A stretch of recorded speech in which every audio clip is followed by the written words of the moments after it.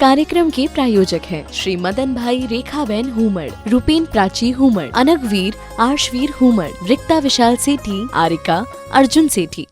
उपस्थित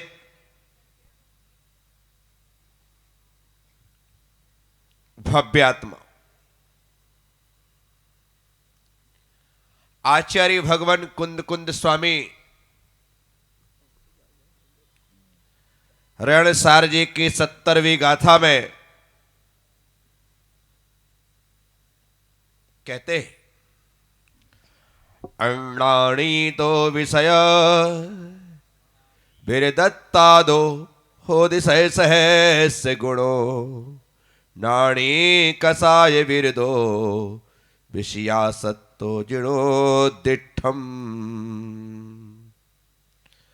विषय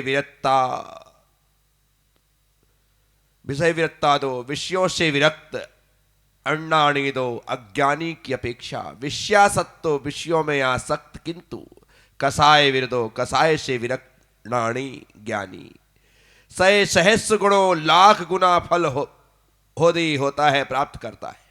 जिनिदिठो, ऐसा जिनेन्द्र देव ने कहा है। ज्ञानी और अज्ञानी,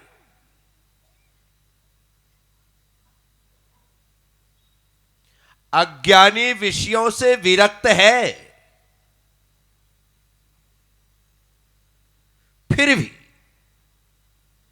विषयों में आसक्त कसाय से रहित ज्ञानी की अपेक्षा वह विरक्त अज्ञानी का फल न्यून है, हीन है। कहने का तात्पर्य है,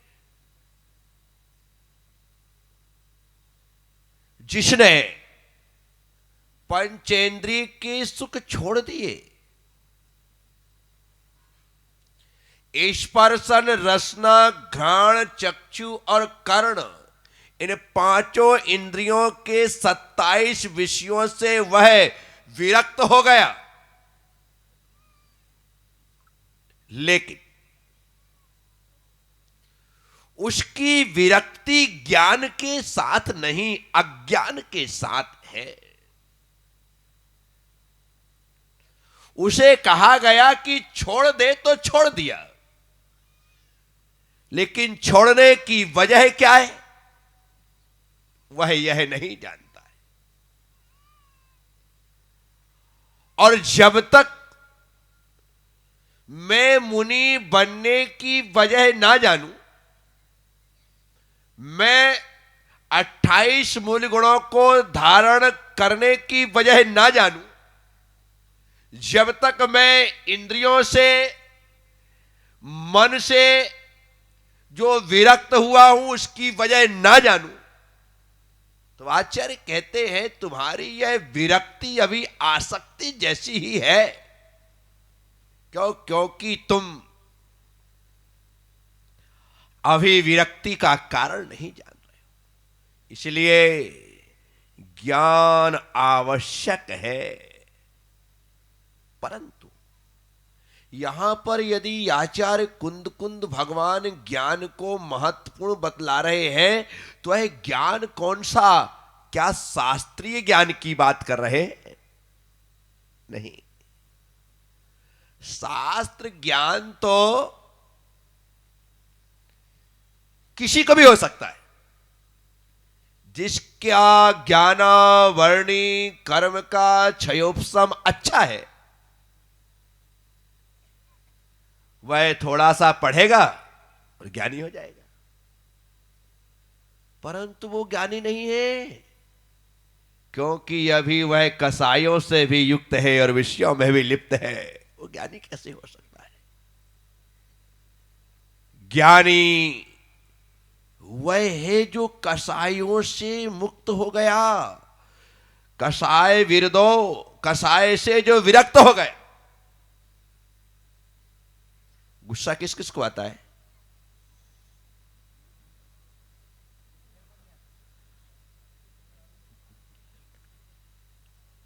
अहंकार किस किस को सताता है?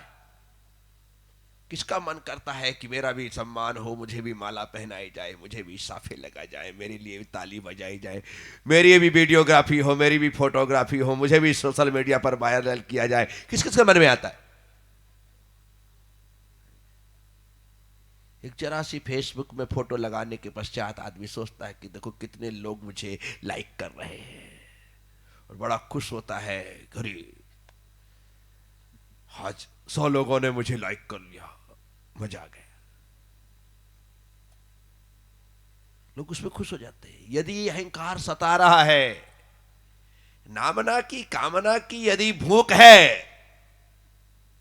तो अभी हम मान से दूर नहीं हुए। क्या आपके मन में किसी को गिराने का, किसी को छलने का, किसी को धोखा देने का, किसी को पीछे करने का मन होता है? यदि किसी को पीछे करने का मन हो रहा है, किसी को धक्का मार करके, कोहनी मार करके हम पीछे करके खुद आगे आ रहे हैं, यदि ऐसा मन कर रहा है तो आप माया से युक्त हैं। और लोभ सिर्फ धन का, दौलत का, रुपए का, पैसे का लोभ नहीं होता। लोभ तो अनेकों प्रकार का लोभ हो सकता है, अनेकों प्रकार का। वह खाने से संबंधित हो सकता है, वह पहनने से संबंधित हो सकता है, वह पूजा प्रतिष्ठा से संबंधित हो सकता है, इस संबंध में भी हो सकता है कि मैं गुरुदेव की सेवा करूं, उनके पास रहूं, उनके लिए दान धर्म करूं, बस गुरुदेव मुझे अपना सबसे प्यारा शिष्य समझे, सबसे प्यारा भक्त कर ले। ये भी होने का, ये भी लोभ हो जाता है। क्या हो गया? आप यदि सिर्फ इसलिए आगे बढ़ रहे, आगे कर रहे हैं और भीतर जानने का कोई भाव नहीं है, तो हम अभी कसायों में लिप्त हैं। और जो कसायों में लिप्त है वह अज्ञानी है। कसाय विरदो, जो कसाय से विरक्त हो गया, क्रोध, मान, माया, लोभ के प्रपंचों से जो दूर हो गया या हो रहा है या उन्हें मंद कर दिया है, वही ज्ञानी है। कसायवान कभी ज्ञानी नहीं हो सकता। ज्ञानी सिर्फ कसाय से जो रहित है उसे ही ज्ञानी संज्ञा प्राप्त है। 12वां जो गुण स्थान है ना, उसका नाम है क्षीण मोह। 10वें गुण स्थान का नाम है सूक्ष्म सांप्राय। वहां पर उपसम श्रेणी चढ़ रहा है तो कसाय को उपसम कर दिया है, और छपक श्रेणी चढ़ रहा है तो कसाय को क्षय कर दिया है, और बस वहीं से वह आगे बढ़ने वाला है। 12वें गुण स्थान में पहुंच चुके जीव को भी हमारे आचार्य छदमस्त अज्ञानी कहते हैं।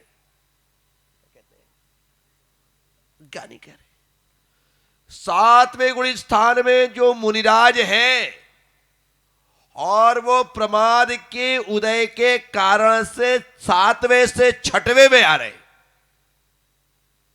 तो आचार्य कहते वो अज्ञानी है।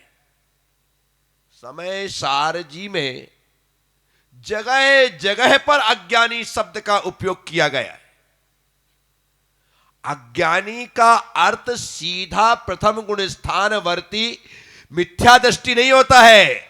अज्ञानी तो 11वें गुण स्थान से गिर करके 10वें गुण स्थान में आने वाला भी अज्ञानी है। 10वें से 9वां, 9वां से 8वां, 8वें से 7वें, 7वें से 6वें, जो ऊपर से नीचे आ रहा है वह अज्ञानी है, और जो नीचे से ऊपर जा रहा है वो ज्ञानी है। नीचे से ऊपर जा रहा है वो ज्ञानी। इसीलिए ऊपर चढ़ाने वाला यदि कोई है तो कसाय का मंदोदय है। और ऊपर से नीचे गिराने वाला कोई है तो है कसाय का तीव्रोदय। इसीलिए कोशिश करना कि मुझे गुस्सा ना आए। अभी जिनेंद्र बड़े उससे कह रहा तो मुझे गुस्सा नहीं आता है। कहना और नहीं आना। कई लोग तो गुस्से में कहते हैं मुझे गुस्सा नहीं आता। क्या गुस्से में कहते हैं कि मुझे गुस्सा, मैंने कह दिया मुझे गुस्सा नहीं आता, ये क्या आ रहा है?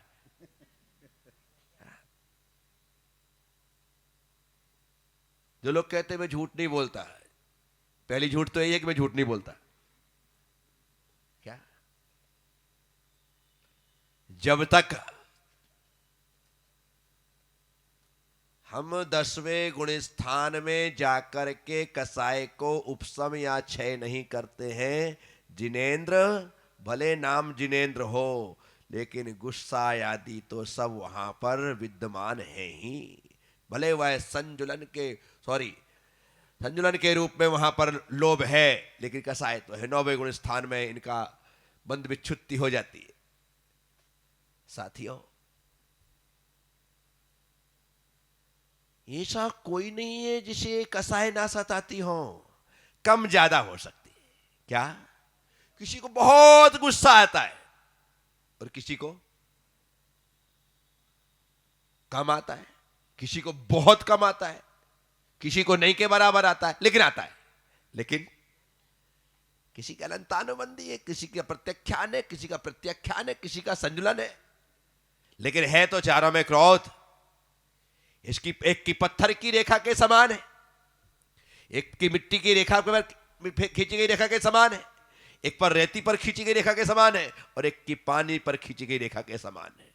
क्या पत्थर पर यदि लकीर खींचे तो वह है मिटने वाली अनंतानुबंधी। मिट्टी पर लकीर खींचे तो वह यूं नहीं मिटती है, लेकिन बारिश होगी और मिट जाएगी।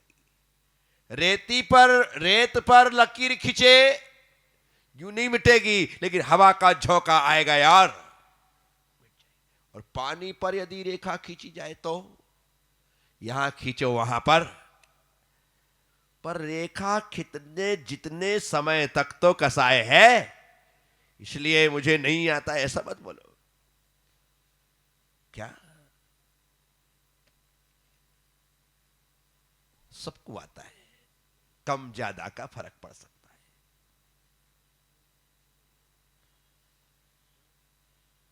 एक माचिस की तीली होती है,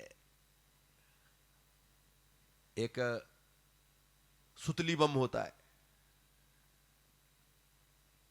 एक पुच्छी बम होता है, बिल्कुल छोटा सा फुस हो जाता है छोटे बच्चों के लिए।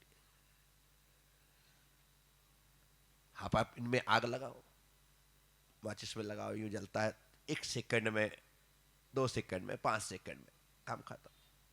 जो थोड़ा बम है वो जलेगा और फट हो जाएगा, खत्म। वही सुतली बम है तो एकदम धड़ाम होता है तो तब एक से ही, किसी में कम है किसी में। मैं आप सबसे कहता हूं, इन क्रोधादि पर कंट्रोल करना हमारे हाथ में है। क्रोधादि पर कंट्रोल करना हमारे हाथ में। ऐसा नहीं कि इन्हें जीता नहीं जा सकता। यदि इन्हें जीता ना जा सके तो कोई भगवान बन ही नहीं सकता। हमारे अपने ऊपर है कि हम स्वयं पर कितना नियंत्रण रखते हैं, कितना नियंत्रण करते हैं। मैंने सोच लिया कुछ भी हो जाए, लोग मुझे गालियां दे, लोग मुझे मारे पीटे, लेकिन मैं इसे बिठा लो बेटा, अब जाने मत देना, लेकिन मैं क्रोध नहीं करूं। जब आपने निर्णय कर लिया कि मैं क्रोध नहीं करूंगा, बहुत आता है और आपने निर्णय किया मैं नहीं करूंगा, अब जिसे बहुत आता है यदि वो नहीं करेगा तो ये बात पक्की है, यदि वो करेगा और निर्णय है तो थोड़ा करेगा। क्या करेगा? मंद तो हुआ, आज मंद होगा, कल समाप्त होगा। आज कम होगा, कल खत्म होगा। लेकिन हमने कभी उसे जीतने का प्रयास ही नहीं किया, कोशिश ही नहीं की। कोशिश करिए।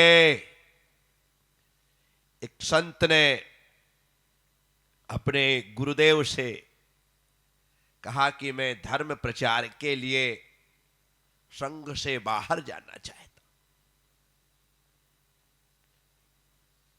गुरु ने कहा,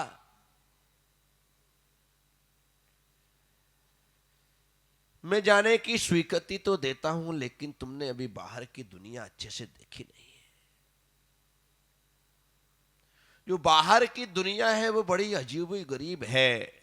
मैं सालों से धरती के कोने कोने पर आता जाता हूं। मैंने तरह तरह के लोग देखे। धर्म प्रचार का भाव तुम्हारा बहुत अच्छा है, लेकिन धर्म प्रचार करना ये सामान्य बात नहीं है, क्योंकि एक से बढ़कर के एक लोग हमें मिलते हैं और उन सबको सहन करना कठिन होता है। गुरुदेव, आप सीधे सीधे कह दो ना कि तुम्हें जाने की स्वीकृति नहीं है। ऐसा कहने की आवश्यकता क्या है? तब संत ने कहा, नहीं, तुम जा सकते हो, लेकिन मैं तुमसे एक बात पूछता हूं। यदि तुम संघ से बाहर जाते हो, प्रचार के लिए बाहर जाते हो और तरह तरह के लोग मिलते हो और कोई तुम्हें गालियां दे तो, बुरा कहे तो? उसने कहा, लोग गालियां देंगे, बुरा कहेंगे, भला कहेंगे, जो उन्हें कहना वो कहेंगे। मैं सोचूंगा कि मुझे गालियां ही तो दे रहे हैं, मार तो नहीं रहे। शाबाश, बहुत अच्छा। बोले, यदि कोई व्यक्ति गाली के साथ तुम्हें डंडों से, बेतों से, पत्थरों से मारने लगे तो? मैं सोचूंगा, ये मुझे मार ही तो रहे हैं, मेरी जान तो नहीं ले रहे। उन्होंने कहा, शाबाश, बहुत अच्छा। इस कार्यक्रम के प्रायोजक हैं श्री मदन भाई रेखाबेन हुमड़, रूपेन प्राची हुमड़, अनगवीर आर्शवीर हुमड़, रिक्ता विशाल सेठी, आरिका अर्जुन सेठी।